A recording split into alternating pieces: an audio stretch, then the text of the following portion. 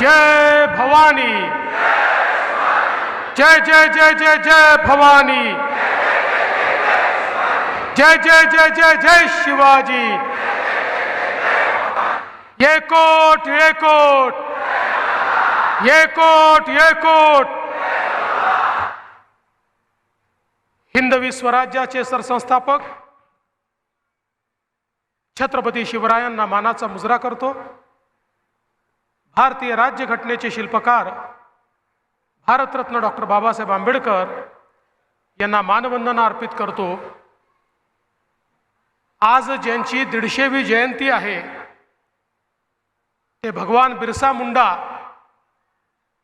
ज्यांनी आदिवासी समाजाची जल, जमीन आणि जंगल राखण्याकरता इंग्रजांशी 2-2 हात केले आणि अवघ्या 25शीत संपूर्ण इंग्रजी सरकारला सळो की पळो करून सोडलं आणि आदिवासींचे हक्क आदिवासींना परत मिळवून दिले। त्या भगवान बिरसा मुंडांच्या 150व्या जयंतीच्या निमित्ताने आज जनजाती गौरव दिवस आहे। त्या भगवान बिरसा मुंडांना देखील आज मी या ठिकाणी नमन करतो। मंचावर उपस्थित असलेले आपल्या सर्वांचेच अत्यंत आदरणीय खासदार श्रीमंत छत्रपती उदयन महाराज भोसले, डॉक्टर सुरेश बाबा भोसले, उत्तराताई भोसले, भगवंत खुबाजी, आपल्या सर्वांचे अतिशय लोकप्रिय तरुण, तडफदार, डॅशिंग, स्मार्ट, कार्यक्षम आणि तुमच्या आशीर्वादाने 23 तारखेला कराड दक्षिणचे होणारे आमदार अतुल बाबा भोसले, या ठिकाणी मंचावर उपस्थित मदनराव मोहिते, धैर्यशील दादा कदम, गौरवीताई भोसले, आनंदराव पाटील, विक्रमदादा पावसकर, रोहिणीताई शिंदे, सुलोचनाताई पवार, भरतनाना पाटील, राजेंद्र सिंग यादव, एकनाथजी बागडे, अशोकराव थोरात, वसंतराव शिंदे, अप्पासाहेब गायकवाड, राजेंद्रजी माने, विक्रमजी चव्हाण, त्याचप्रमाणे मंचावर उपस्थित गीतांजलीताई पाटील, सुभाष काका डुबल, सुनीलजी काटकर, जयवंतदादा पाटील, सोमनाथजी धुमाळ, मंचावरील सर्व मान्यवर, कोणाचं नाव सुटलं असेल तर क्षमा मागतो। खरं म्हणजे चूक माझी नाही, चूक नाव लिहून देणाऱ्याची आहे। आणि मोठ्या संख्येनं उपस्थित असलेल्या माझ्या तमाम लाडक्या बहिणींनो आणि तितक्याच लाडक्या भावांनो,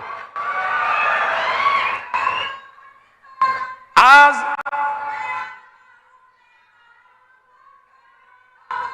सगळ्या बहिणींचा आशीर्वाद आहे म्हणून तर आम्ही इथे उभा आहोत। आजची ही सभा कराड दक्षिणच्या परिवर्तनाची सभा आहे, परिवर्तनाची सभा। हवाओं का रुख बदल चुका है, आता वारा वेगळीकडे वाहतो आहे।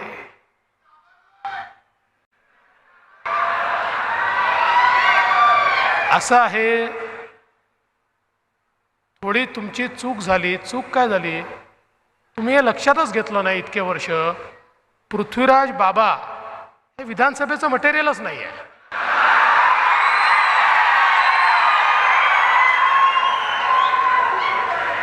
बाबा आंतरराष्ट्रीय मटेरियल आहे, इंटरनॅशनल मटेरियल। तुम्ही आपलं त्यांना इथेच अडवून ठेवता, विधानसभेत जा, विधानसभेत जा, विधानसभेत जा।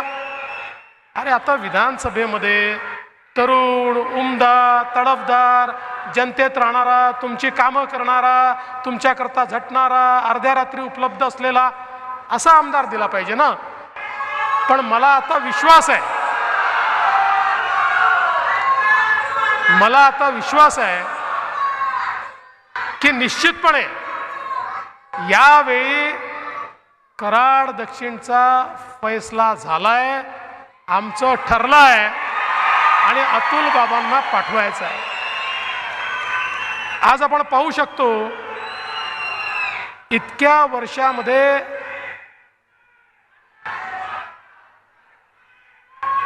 येणारच.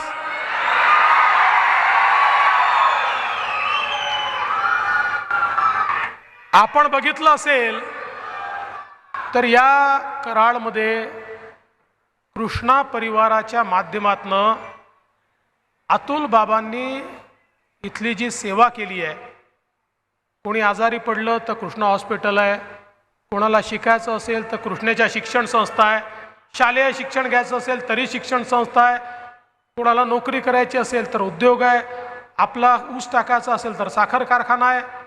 समाजातल्या प्रत्येक व्यक्तीकरता काही ना काही या ठिकाणी कृष्णा परिवाराच्या माध्यमातून त्यांनी केलं. आणि सगळ्यात महत्त्वाचं, कोविडच्या काळामध्ये जर कृष्णा हॉस्पिटल नसतं तर केवळ कराड नाही, अख्ख्या सातारा जिल्ह्याचं आणि सांगलीचं काय झालं असतं हा विचार आपण करा. 9,000 लोकांचा जीव थेट एकट्या कृष्णा हॉस्पिटलमुळे त्या ठिकाणी वाचला आणि हजारो लोकांना उपचार मिळाले. आणि म्हणून कुठल्याही पदावर नसताना हे काम जर अतुल बाबा करू शकतात, आणि एवढंच नाही, अतुल बाबा आमदार नव्हते, खासदार नव्हते, पदावर नव्हते, पण कराड दक्षिण करता 473 कोटी रुपयाचे रस्ते हे त्यांनी मंजूर करून आणले. 77 कोटी रुपयाची पाणी पुरवठा योजना मंजूर करून आणली. खाशाबा जाधव कुस्ती संकुलाला 25 कोटी. आणि मला ते म्हणाले, एक दिवस आमचा एक कार्यक्रम झाला, मान्य महाराजही होते, त्या कार्यक्रमातच ते मला म्हणाले की छत्रपती शिवाजी महाराज आमचं स्टेडियम आहे, नाव महाराजांचं आहे, इतके वर्ष झाले आम्ही बाबांना सांगून सांगून थकलो, पण याचा विकासच होत नाही. आम्हाला देखील असं वाटतं की एवढं मोठं नाव द्यायचं महाराजांचं आणि असं स्टेडियम. मी त्यांना सांगितलं, बाबा काळजी करू नका, तुम्ही याचा एक चांगला आराखडा तयार करा. इतका सुंदर आराखडा 1 आठवड्यात त्यांनी माझ्याकडे तयार करून आणला आणि मी त्या क्षणी त्याला 100 कोटी रुपये दिले. आता पृथ्वीराज बाबा मुख्यमंत्री होते, फुटकी कवडी नाही दिली, आणि अतुल बाबांनी एका झटक्यात, कारण अतुल बाबाचे आणि आमचे संबंध असे आहे की आमची पेन, आमच्या पेनला लकवा कधी मारतच नाही. शरद पवारांनी म्हटलं होतं, मी नाही म्हणत आहे, मी पृथ्वीराज बाबांचा फार आदर करतो. हे शरद पवारांनी म्हटलं होतं की यांच्या पेनला लकवा मारतो. आमच्या पेनला लकवा मारतच नाही. आणि मी तुम्हाला आजच सांगतो, अतुल बाबा करता तर आमची पेन नॉनस्टॉप आहे. बाबांनी सांगायचं आणि आम्ही सही करायची. बाबा म्हणजे कुठले? पृथ्वीराज बाबा नाही, आता तुम्हाला कन्फ्युजन व्हायचं. एकच बाबा, एकच बाबा, एकच बाबा. अतुल बाबांनी सांगायचं आणि आम्ही त्याला मान्यता द्यायची. आज कोयना प्रकल्पग्रस्तांचा प्रश्न त्या ठिकाणी निकाली काढला. कराड चिपळूण रेल्वे मार्गाचा पाठपुरावा त्यांनी केला. वेगवेगळ्या ज्या योजना आहेत त्या योजनांचा पाठपुरावा करून इथलं महत्त्वाचं काम हे त्यांनी केलं. आणि सगळ्यात मजेदार गोष्ट ही आहे की पृथ्वीराज बाबांसारखा माणूस जेव्हा सांगतो की हायवेवरचा 4 पदरी पूल हा मी सँक्शन केला, मला तुम्हाला एवढंच सांगायचं आहे, हा एकटा पूल नाही झाला, हा पूर्ण जो हायवे आहे, या हायवेवर ज्या ज्या ठिकाणी पुलांची आवश्यकता होती त्याचा एक पूर्ण DPR तयार झाला. जिथे वायडनिंगची आवश्यकता होती त्याचा DPR तयार झाला. आणि माननीय मोदीजींच्या नेतृत्वातल्या सरकारमध्ये गडकरी साहेबांनी एकत्रितपणे त्याला पैसा दिला. त्यातला हा ब्रिज आहे. म्हणजे परत मी बाबांचा फार आदर करतो, पण ही प्रवृत्ती कशी आहे? काही झालं की आम्हीच केलं, याच्या घरी ते घडलं तर माझ्यामुळे घडलं, त्याच्या घरी ते घडलं तर माझ्यामुळे घडलं, त्याकडे पोरगा झाला तर माझ्यामुळे झाला. ही प्रवृत्ती ठीक नाही आहे. जे आपण केलं आहे त्याचं श्रेय आपण घेतलं पाहिजे आणि जनता देते. आपल्याला मागावं लागत नाही श्रेय, जनता आपल्याला देत असते. त्यामुळे खरं तर याचं श्रेय द्यायचं असेल तर ते भाजपला द्यावं लागेल, महायुतीला द्यावं लागेल, अतुल बाबांना द्यावं लागेल, आमच्या महाराजांना द्यावं लागेल. कारण मी तुम्हाला सांगतो, पुणे कोल्हापूर जो रस्ता आहे, या रस्त्यावरची विविध कामं ही जी काही मंजूर झाली त्याच्यात एक मोठा रोल हा छत्रपती उदयन महाराजांचा होता. सातत्याने गडकरी साहेबांकडे ते पाठपुरावा करायचे. आणि आज खरं म्हणजे अतुल बाबांनी काही मागण्या देखील केल्या आहेत. ते असं म्हणाले की पृथ्वीराज बाबांच्या घराजवळ झोपडपट्टी आहे, त्या ठिकाणी पक्की घरं झाली पाहिजे. बाबा तुम्हाला सांगतो, मागच्या काळात मी मुख्यमंत्री असताना झोपडपट्टी खाली जी जमीन आहे त्या जमिनीची मालकी ही झोपडपट्टी धारकांना द्यायची आणि प्रधानमंत्री आवास योजनेत त्यांना घर द्यायचं असा एक निर्णय केला. नंतर माझ्या असं लक्षात आलं की काही ठिकाणी जमिनी खाजगी आहेत आणि त्यामुळे ते देता येत नाही आहे. मी उपमुख्यमंत्री झाल्यानंतर पाठपुरावा केला आणि आता खाजगी जमीन जरी असली तरी राज्य सरकारला कायद्याने अधिकार मिळालेला आहे. आम्ही फेअर कम्पेन्सेशन त्या ठिकाणी देतो, ती जमीन आमच्याकडे घेतो, त्याच्यावर पट्ट्याची मालकी देतो, प्रधानमंत्री आवास योजनेत पैसे देतो आणि घर बांधून देतो. त्यामुळे बाबा तुम्ही शब्द देऊन टाका. तुमचा शब्द हा देवाभाऊचा शब्द आहे. तुम्ही शब्द द्या, तुमचा शब्द पूर्ण करण्याचं काम मी करेन. या झोपडपट्टीमध्ये बाबा 5 वर्षांनी तुम्ही जेव्हा परत मत मागायला जाल त्यावेळी पक्की घरं असलेल्या लोकांकडे तुम्ही मत मागायला जाल, झोपडपट्टीवाल्यांकडे जाणार नाही. आज मला आश्चर्य वाटतं की तुम्ही मागणी या ठिकाणी करता आहात. खरं म्हणजे या कराडला एक मोठा इतिहास आहे. यशवंतराव चव्हाणांसारखा सुसंस्कृत नेता ज्यांनी महाराष्ट्र घडवला, अशा प्रकारच्या नेत्यांपासून एक मोठी नेत्यांची मांडियाळी आहे. आणि मग अशी महाराजांनी सांगितलंच की पृथ्वीराज बाबांच्या घराण्यात किती वर्ष सत्ता होती आणि इतके वर्षानंतर इथे 5 स्टार MIDC झाली पाहिजे आणि त्यात उद्योग आला पाहिजे, ही मागणी करावी लागते. हेच आश्चर्य आहे. हे तर आत्तापर्यंत होऊन जायला पाहिजे होतं. पण आता काळजी करू नका, जे तेव्हा झालं नाही ते सगळं करण्याची संधी आपल्याला आहे. त्यामुळे तुम्हाला MIDC ही देईन आणि तुम्हाला उद्योगही देईन. मला सांगताना आनंद वाटतो, आज महाराष्ट्राची आम्ही अशी स्थिती केली आहे, देशामध्ये जेवढी परकीय गुंतवणूक आली देशामध्ये, त्या गुंतवणुकीपैकी 52% गुंतवणूक एकट्या महाराष्ट्रामध्ये आम्ही आणली आहे. उर्वरित सगळे राज्य म्हणजे बाबांसहित सगळे लोक रोज म्हणतात गुजरातला गेलं, गुजरातला गेलं. अरे गुजरातचं गुणगान सोडा, माझ्या छत्रपतींचा महाराष्ट्र नंबर 1 वर आहे, 52%. अरे आमच्या खिसगिंटीत दुसरं कुठलं राज्य नाही आहे. अरे 5, 10, 25 राज्य एकत्रित केले तरी त्याच्यापेक्षा जास्त गुंतवणूक आमच्या एकट्या महाराष्ट्रामध्ये आम्ही आणलेली आहे. त्यामुळे आता चिंता करू का, गुंतवणूक मोठ्या प्रमाणात या ठिकाणी येते आहे.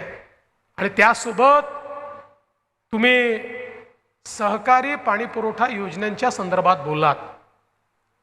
आज आपल्या सरकारने खरं म्हणजे शेतकऱ्यांच्या बाजूने अनेक निर्णय घेतले. आपल्याला माहिती आहे, एकीकडे अनेक वर्ष आमच्या ऊस कारखानदारीवर जो इन्कम टॅक्सची तलवार लटकली होती, सुप्रीम कोर्ट देखील हे पैसे द्यावे लागतं सांगत होती. ही अवस्था आली होती की कारखान्यांना शेतकऱ्यांकडनं पैसा वसूल करावा लागेल अशी परिस्थिती होती. वर्षानुवर्ष पवार साहेब मनमोहन सिंगजींकडे जायचे, 10-10 वर्ष तिथले सांगितलं आम्ही करतो, कधी ते झालं नाही. पण आपले अमित शहाजी सहकार मंत्री झाले, एका झटक्यात अमित शहाजींनी शेतकऱ्यांवरचा 10,000 कोटी रुपयाचा इन्कम टॅक्स हा रद्द करून टाकला आणि मोठ्या प्रमाणात शेतकऱ्यांना FRP जास्त दिली तर इन्कम टॅक्स लागणार नाही अशा प्रकारचा नियम देखील या ठिकाणी तयार केला। आज आपण पाहू शकतो किसान सन्मान योजनेच्या अंतर्गत जो छोटा शेतकरी आहे त्याला 12,000 रुपये आपण देतो। पुढच्या काळात आपण ठरवलंय 15,000 रुपये त्याला द्यायचे। 1 रुपयात पीक विम्याची योजना आपण सुरू केली, ज्या योजनेच्या अंतर्गत 8,000 कोटी रुपये शेतकऱ्याला आपण दिले। आणि एवढंच नाही तर आपण निर्णय केला की आमच्या शेतकऱ्याला दिवसा वीज मिळाली पाहिजे, म्हणून महाराष्ट्र हे पहिलं राज्य आहे। मी महाराष्ट्राचा ऊर्जा मंत्री म्हणून महाराष्ट्रामध्ये एक वेगळी शेतकरी वीज वितरण कंपनी काढली आणि या कंपनीच्या अंतर्गत 14,000 मेगावॅटचे सोलरचे प्रोजेक्ट सुरू केले। 2,000 मेगावॅटचे पूर्ण झाले। 18 महिन्यानंतर हे सगळे प्रोजेक्ट्स पूर्ण होतील आणि हे प्रोजेक्ट पूर्ण झाल्यानंतर आमच्या शेतकऱ्याला दिवसा 12 तासाची वीज ही आम्ही त्या ठिकाणी देऊ शकू आणि जो मागेल त्याला 24 तासाची वीज देखील शेतकऱ्याला आम्ही देऊ शकू। अशा प्रकारची व्यवस्था आम्ही उभी करतोय। आणि हे सगळं करत असताना आपण हा देखील निर्णय घेतला की यापुढे शेतकऱ्यांना वीज बिल द्यावं लागणार नाही। आपल्याला कल्पना असेल, आपण शेतकऱ्यांना सांगितलं विजेचं बिल तर तुम्हाला येईल, तुमच्याकडनं वसुली किती करायची आहे ते तुम्हाला कळेल, पण ते पैसे सरकारने भरले असतील आणि तुमच्याकडनं वसुली असेल 000 असे 00चेच बिल आता शेतकऱ्याला जातात। पुढचे 5 वर्ष शेतकऱ्यांना या ठिकाणी बिलं भरण्याची गरज नाही। आणि आता तुमच्या मुद्द्यावर येतो बाबा, आता आम्ही नवीन योजना आणली आहे, 3,000 कोटी रुपये त्याच्याकरता वेगळे ठेवले आहेत। सहकारी पाणी पुरवठा योजना ज्या आहेत या सगळ्या योजनांचं आम्ही सोलरायझेशन करणार आहे। या सगळ्या योजना आम्ही सोलरवर नेणार आहे। सोलरवर नेण्याचा फायदा असा आहे की आज आपण जी काही सबसिडी देतो, या योजनांना जी काही आपली सबसिडी आहे त्या सबसिडीमध्ये आपल्याला वीज पडते जवळपास 8 रुपयाला आणि आपण जी काही वसुली करतो 1.5-2 रुपयाची वसुली करतो, म्हणजे 6 रुपयाचं अंतर आहे, ती सबसिडी देतो। आता आपण सोलरायझेशन केलं तर आपल्याला त्या ठिकाणी वीज पडेल 3 रुपयाला आणि 3 रुपयाची वीज पडली तर आपले तेवढे पैसे वाचणार आहेत। म्हणजे उद्याच्या काळामध्ये हे सोलरायझेशन झालं तर आपण कदाचित सहकारी पाणी पुरवठा योजनांनाही पूर्णपणे वीज माफी देऊ शकू, अशा प्रकारची अवस्था या ठिकाणी येते आहे। किंवा अगदी मिनिमम 20 पैसे 25 पैशात आपण त्या ठिकाणी त्यांना पाणी देऊ शकू। त्यामुळे आपण हे जे काही सहकारी पाणी पुरवठ्याच्या संदर्भातला विषय मांडलेला आहे, निश्चितपणे हा विषय देखील त्या ठिकाणी आम्ही योग्य प्रकारे पूर्ण करू। आज आपण पाहतोय राज्यातल्या सरकारने केलेली जी काही कामं आहेत, विविध समाजांकरता, विविध लोकांकरता, विविध घटकांकरता, मग आमचे बांधकाम कामगार असतील, बांधकाम कामगारांकरता आपण मंडळ सुरू केलं। या मंडळामध्ये जो बांधकाम कामगार नोंदित होईल त्याला आपण एक कार्ड देतो, त्याला 5,000 रुपये अकाउंटला देतो, त्याला भांडी कुंडी देतो, त्याला किट देतो, त्याला त्या कार्डाच्या आधारावर मोफत इलाज देतो, त्या कार्डाच्या भरोशावर त्याला इन्शुरन्स मिळतो, ज्या इन्शुरन्समध्ये त्याचा ॲक्सिडेंट झाला तर पैसा मिळतो, तो दुर्दैवाने गेला तर पैसा मिळतो, त्याच्या घराला पैसा मिळतो, त्याला जर घर बांधायचं असेल तर त्याला 4 लाख रुपये मिळतात, तो जर त्या ठिकाणी मुलाला उच्च शिक्षा द्यायची असेल तर त्याच्याकरता त्याला मदत मिळते, मुलीचं लग्न करायचं असेल तर मुलीच्या लग्नाला देखील मदत मिळते। अशा प्रकारची सगळ्या प्रकारची मदत ही बांधकाम कामगारांना देण्याची योजना आपण सुरू केली। आणि यासोबत वेगवेगळे जे समाजातले घटक आहेत त्यांच्याकरता विविध योजना आपण केल्या।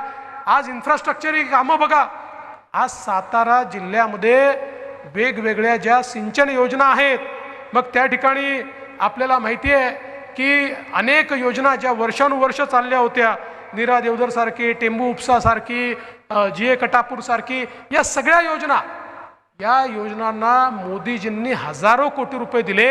या सगळ्या योजना पूर्ण होत आहेत. सातारा जिल्ह्यातला जो दुष्काळी भाग आहे, मान खटाव सारखा भाग आहे, तो आता दुष्काळी राहिला नाही. इतकं पाणी त्या ठिकाणी चाललेलं आहे. हे सगळं आपल्या महायुतीच्या सरकारने केलं आहे. सगळ्यात महत्त्वाचं काय, आपल्या माननीय प्रधानमंत्री महोदयांनी आपल्याला सांगितलं, विकसित भारत घडवायचा असेल तर या भारताची 50% लोकसंख्या म्हणजे आमच्या माता भगिनी, आमच्या महिला, या महिलांना तुम्हाला सामाजिक आर्थिक परिवर्तनाचा केंद्रबिंदू करावा लागेल. आणि म्हणून मोदीजींनी बेटी बचाओ बेटी पढाओ पासनं तर लखपती दीदी पर्यंतचे 14 वेगवेगळे कार्यक्रम आपल्याला दिले. आज लखपती दीदीचा कार्यक्रम काय महत्त्वपूर्ण आहे बघा. लखपती दीदी म्हणजे कोण? सरकारच्या विविध योजनांचा फायदा घेऊन जी महिला वर्षाला 1 लाख रुपयांपेक्षा जास्त पैसा कमवते ती लखपती दीदी आहे. महाराष्ट्रामध्ये 11 लाख आमच्या सामान्य भगिनींना आम्ही लखपती दीदी केलं. आता 25 लाख करणार आहोत आणि 2028 पर्यंत 50 लाख करणार आहोत. मी अतुल बाबा तुम्हाला विनंती करतो आणि तुम्हाला टार्गेटही देतो. जनता तुम्हाला निवडून देणारच आहे. या कराड दक्षिण मतदारसंघात माझ्या या ज्या बहिणी बसल्यात यातल्या किमान 25,000 बहिणींना लखपती दीदी तुम्हाला करावं लागेल. आणि त्याकरता तुम्हाला जे लागेल ते देण्याकरता देवा भाऊ या ठिकाणी बसलेला आहे. सगळी मदत तुम्हाला करू. पण कराड दक्षिण मधल्या सर्वसामान्य गरीब घरच्या माझ्या किमान 25,000 महिला या लखपती दीदी झाल्या पाहिजे. आपण लेक लाडकी सारखी योजना आणली की ज्या योजनेच्या अंतर्गत घरामध्ये कन्यारत्न जन्माला आलं तर त्या जन्माचं स्वागत झालं पाहिजे. मुलगी जन्माला आली की 5,000 रुपये, पहिल्या वर्गात गेली की 5,000 रुपये, चौथ्या वर्गात 7व्या वर्गात गेली की 7,000 रुपये, 11व्या वर्गात गेली की 8,000 रुपये, मुलगी 18 वर्षाची झाली की 75,000 रुपये, असे 1 लाख रुपये आपण त्या घराला देतो. जेणेकरून आपल्या घरी लक्ष्मी आली आहे असा प्रत्यय झाला पाहिजे आणि मुलीच्या जन्माचं स्वागत झालं पाहिजे. आपण दुसरी योजना काय सुरू केली? आपल्याला कल्पना आहे की आज उच्च शिक्षणामध्ये खूप पैसा लागतो. आपल्याला कोणाला डॉक्टर बनवायचं असेल, इंजिनियर बनवायचं असेल, MBA करायचं असेल, BBA करायचं असेल, प्रोफेसर करायचं असेल. सामान्य घरी जर एक मुलगा असेल, एक मुलगी असेल तर आईबाप मुलीला बोलवतात, तिला सांगतात, बेटा आमच्याकडे फक्त एकाच मुलाला शिकवण्याचे पैसे आहेत, त्यामुळे आम्ही केवळ तुझ्या भावाला शिकवू शकतो, तुला शिकवू शकत नाही, त्यामुळे तू घरी थांब. ती मुलगी किती हुशार असली तरीही त्या मुलीला घरी बसावं लागतं. आणि म्हणून आम्ही निर्णय केला, आम्ही सांगितलं आई बापाला काळजी करू नका, जर तुम्ही तुमच्या मुलीला शिकवू शकत नसाल तर मुलीचे मामा मुंबईच्या मंत्रालयात बसले आहेत, ते मुलीचं शिक्षण करतील आणि आम्ही मुलींचं उच्च शिक्षण पूर्णपणे मोफत केलं. कितीही फी लागू द्या, मुलींना उच्च शिक्षण पूर्णपणे आपण मोफत केलेलं आहे. एवढंच नाही तर महिलांना ST मध्ये 50% कन्सेशन आपण दिलं. आता महिलांना 50% तिकीट त्या ठिकाणी लागतं. मला आठवतं ही योजना घोषित केली त्यावेळी ST महामंडळाचे लोक धावत आले, म्हणाले साहेब योजना करू नका. म्हटलं का करू नका? म्हणाले आमची ST नुकसानीत आहे, तुम्ही ही योजना केली तर आमची अवस्था अशी होईल की आमची ST डबघाईला जाईल. मी त्यांना सांगितलं काळजी करू नका, STला जर तोटा आला तर आम्ही पैसे देऊ. आत्ता 1 महिन्यापूर्वी ST महामंडळाचे लोक धावत आमच्याकडे आले, म्हणाले साहेब काही झालं तरी ही योजना बंद करू नका. अरे म्हटलं अजब लोक आहे तुम्ही, कधी म्हणता सुरू करू नका, कधी म्हणता बंद करू नका. म्हणाले साहेब एवढ्या करता म्हणतोय बंद करू नका की ही योजना सुरू झाल्यानंतर इतक्या महिलांनी प्रवास सुरू केला की आमची तोट्यात असलेली ST फायद्यामध्ये आली, त्यामुळे आता ही योजना तुम्ही बंद करू नका. मी थोडीशी माहिती घेतली, म्हटलं चाललं काय आहे. माझ्या लक्षात आलं आमच्या लाडक्या बहिणी अलीकडच्या काळामध्ये आमच्या भाऊजींना सांगतात तुम्ही घरी बसा, पाऊस येतो, येऊ द्या आतमध्ये, येऊ द्या येऊ द्या येऊ द्या येऊ द्या येऊ द्या. अतुल बाबांना वरुण राजाचा आशीर्वाद मिळालेला आहे.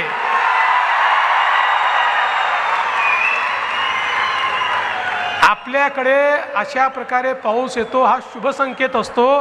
त्यामुळे हा शुभ संकेत मिळालेला आहे. 23 तारखेचा मार्ग खुला झालेला आहे.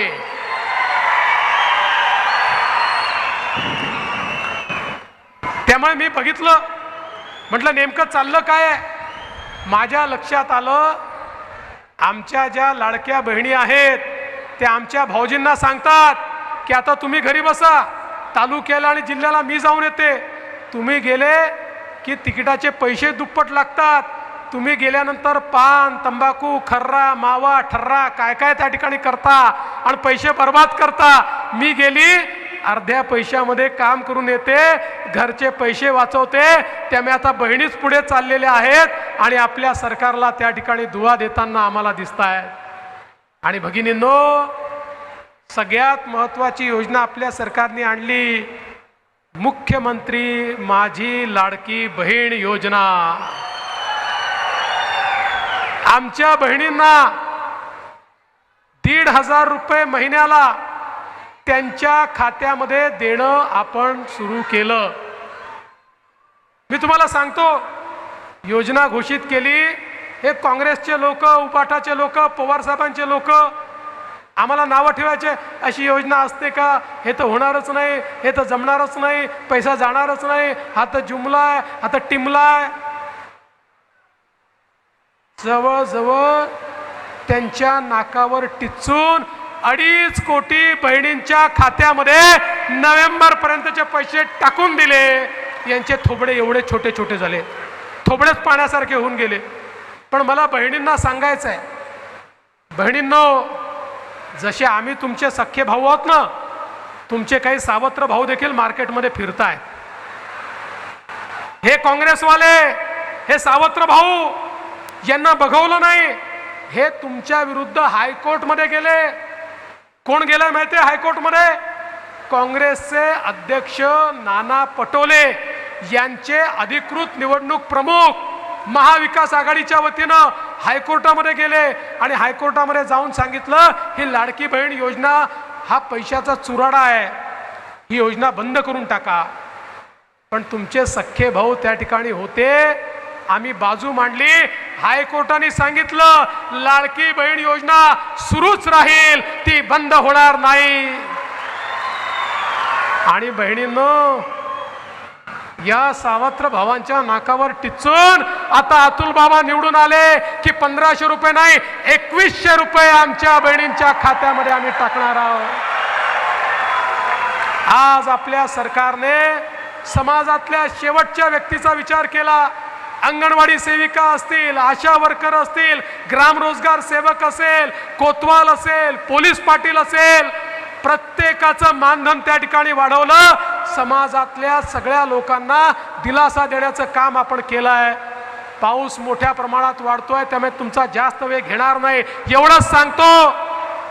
आता यावेळी चूक करायची नाही.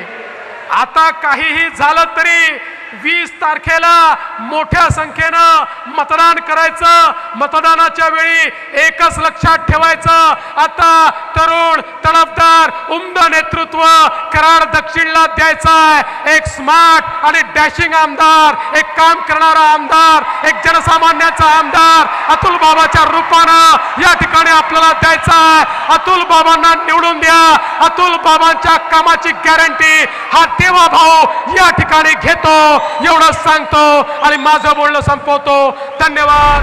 जय हिंद, जय महाराष्ट्र.